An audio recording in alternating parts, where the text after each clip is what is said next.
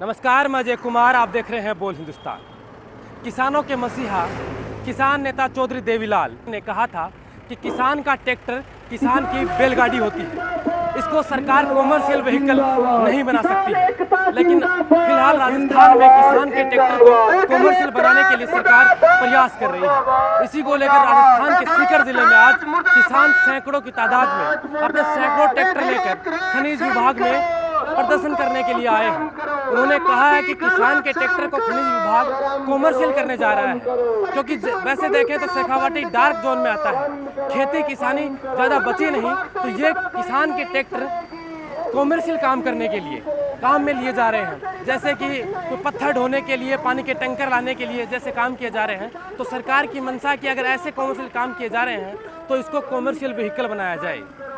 लेकिन इन किसानों का कहना है कि हमारी खेती किसानी चलाने के लिए एकमात्र यही साधन था, जिसे खेती किसानी इतनी बची नहीं तो हम और क्या करें। और इसी के विरोध में आज सीकर जिले में सैकड़ों ट्रैक्टर, लगभग 400-500 ट्रैक्टर के साथ किसान सीकर में महापड़ाव डालने जा रहे हैं, जिसका नेतृत्व कॉमरेड अमराराम कर रहे हैं। और सैकड़ों किसान ट्रैक्टर लेकर खनिज विभाग पर महापड़ाव और प्रदर्शन करेंगे।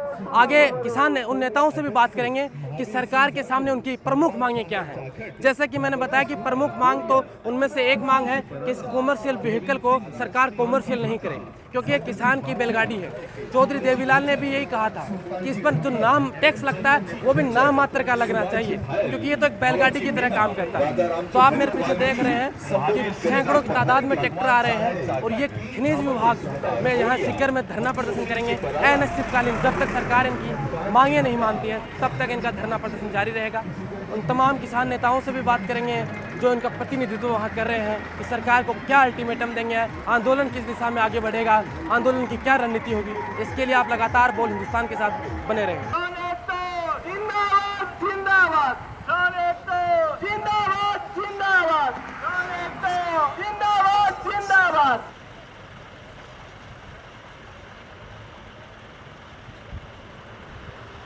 कार्यक्रम शुरू करें, क्योंकि अभी रैली बहुत लंबी है, हजारों की संख्या में ट्रैक्टर है। जब भी किसानों की बात हो, किसान आंदोलन की बात हो या राजस्थान में किसान कर्ज मुक्त की बात हो, तो एक राजस्थान के एक ऐसे किसान नेता हैं जो हर दम आगे रहते हैं, अगुवाई करते रहते हैं।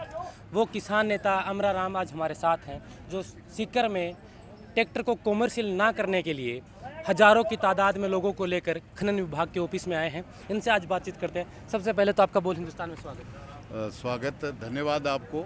जैसा कि आज हजारों की तादाद में आप ट्रैक्टर लेके आए हैं यहाँ पे, क्या मुद्दा है ऐसा कि आज?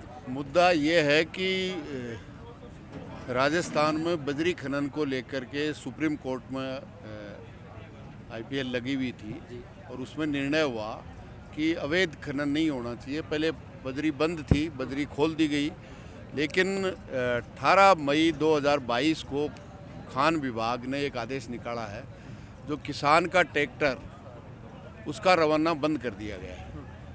किसान अपने पत्थर लेके आता है तो उसका रवाना नहीं निकलता, और रवाना नहीं निकलता तो सरकार ने माइनिंग डिपार्टमेंट, ट्रांसपोर्ट डिपार्टमेंट और पुलिस को एक स्क्वाड बना करके उसको अवैध में लाख लाख रुपए की पेनल्टी लगाते हैं।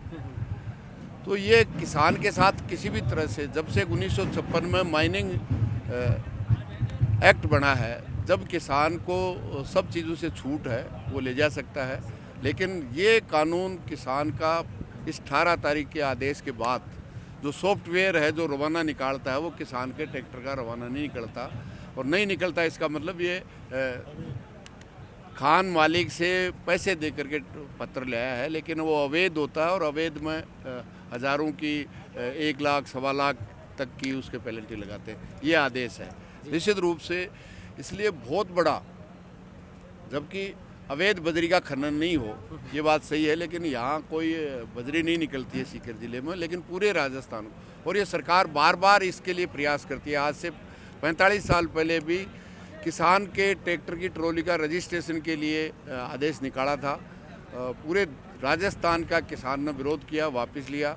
अभी 2 साल पहले किसान जो पत्थर लेके आता था ओवरलोड के नाम से एक एक ट्रैक्टर पे लाखों रुपया मतलब आप अंदाज़ा कीजिए 38 लाख रुपया पेलेंटी के नाम से लूटने का काम किया और आरटीओ ऑफिस में प्रदर्शन किया और पूरे राजस्थान के किसानों को ओवरलोड के नाम से अरबों रुपया किसानों के ट्रैक्टरों पे लगा दिया था और उनको ब्लैक लिस्ट कर दिया था। जब भी कोई ट्रांसफ़र करेगा तो निश्चित रूप से वो लाखों रुपया उसको जमा कराना पड़ता है। अभी दूसरा हमला किया है कि वो अवैध के नाम से फिर किसान को लूटे, तो इसको लेकर के हम आए हैं। और जब तक ये किसान और ट्रैक्टरों के मालिक किसान जब तक वापस नहीं जाएंगे, जब तक रवाना चालू नहीं हो। जैसे कि देवीलाल ने कहा था कि ट्रैक्टर तो किसान की बैलगाड़ी होती है, इसको कॉमर्शियल तो आप कर ही नहीं सकते क्योंकि इससे खेती किसानी करता है। लेकिन शेखावाटी डार्क जोन में है तो ट्रैक्टरों का खेती किसानी में इतना सा काम नहीं बचा है, अब ये व्यवसाय के काम करने लग गए। नहीं, व्यवसाय नहीं है अजी। पत्थर ला के बेचना या पत्थर घर में ले जाना किसान के माइनिंग एक्ट में बाकायदा छूट रही है। यहाँ तक छूट है कि पत्थर कहीं से भी लाएगा तो उसके रॉयल्टी भी नहीं लगेगी। आप अंदाज़ा कीजिए, किसान का ट्रैक्टर आपने सही कहा कि बैलगाड़ी की तरह उसमें वो जोतता भी है, चारा भी लाता है, अपने घर के लिए पत्थर भी लाता है, ईंट भी लाता है, बजरी भी लाता है, पशु चारा भी लाता है। लेकिन किसान तो वैसे ही तबाह हो रहा है। सरकार की पिछले 30 साल में जो नीतियाँ रही है, आप देखिए, जो 60 रुपये में डीजल जो किसान इस ट्रैक्टर में डालता था वो 102 रुपये तक कर दिया और उसमें 47 रुपया मूल कीमत है और 70 रुपया केंद्र और राज्य सरकार का टैक्स है। मतलब 1 लीटर भी किसान अगर डीजल जलाता है, उसका बेटा नौजवान मोटरसाइकिल में पेट्रोल डलाता है तो 47 रुपये कीमत के साथ 75 रुपया टैक्स, इससे बड़ी कोई लूट नहीं हो सकती।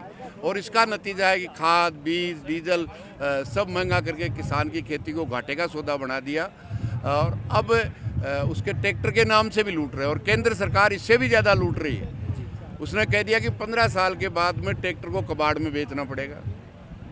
मतलब केंद्र सरकार हो, राज्य सरकार हो, किसान को कैसे तबाह किया जा सकता है। अभी आदेश निकाल दिया देश की सरकार ने कि नया ट्रैक्टर आज कोई लेके आएगा या जिसका ट्रैक्टर अब 16 साल पहले लेके आया उसको कबाड़ में देना पड़ेगा। तो इससे ज़्यादा और क्या किसान के साथ। जैसे कि राजस्थान में वसुंधरा सरकार थी, उसके खिलाफ आपने आंदोलन किया था कर्ज मुक्त करने की। उस आंदोलन में भी राजस्थान में एक बड़ा आंदोलन सीकर की धरती से हुआ था और जहाँ तक देखें तो उसमें सफलता भी किसानों को मिली थी, कुछ राहत मिली थी। उसके बाद केंद्र के 3 कानून आए, उनके खिलाफ आप राजस्थान की तरफ से शाहजहाँपुर बॉर्डर पे महीनों तक बैठे रहे, उसमें भी सरकार झुकी। लेकिन अब जब सरकार दोबारा किसानों पर ये आघात कर रही है तो इसको लेकर आज सीकर में आप प्रदर्शन कर रहे हैं। कितना बड़ा प्रदर्शन होगा, कितना बड़ा महापड़ाव होगा, क्या अगर आन पड़ी तो जयपुर कूच होगी इसको लेकर? पूरे राजस्थान में किसानों के साथ ये किया है, इसलिए निश्चित रूप से ये को समाधान कराने के बाद भी वापस जाएंगे, उससे पहले नहीं जाएंगे। जितने भी आंदोलन किए हैं मैं समझता हूँ उसी का नतीजा है कि 13 दिन का आंदोलन, 3 दिन का चक्का जाम।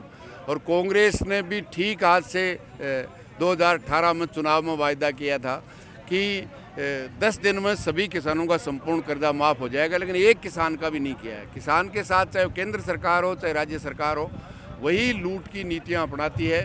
किए हुए वादे, केंद्र सरकार ने कहा था कि हम स्वामीनाथन के अनुसार लाभकारी भाव देंगे, लेकिन आज तक 8 साल पूरा करने के बाद में भी नहीं दिया है। तो इसलिए किसान निश्चित रूप से लड़ेगा और हर वक्त लड़ा है, जीता है, अभी भी लड़ेंगे और जीतेंगे। अभी ये महापड़ाव सीकर में रहेगा या फिर सीकर में भी रहेगा और पूरे राजस्थान में भी होगा और ज़रूरत पड़ेगी तो जयपुर भी।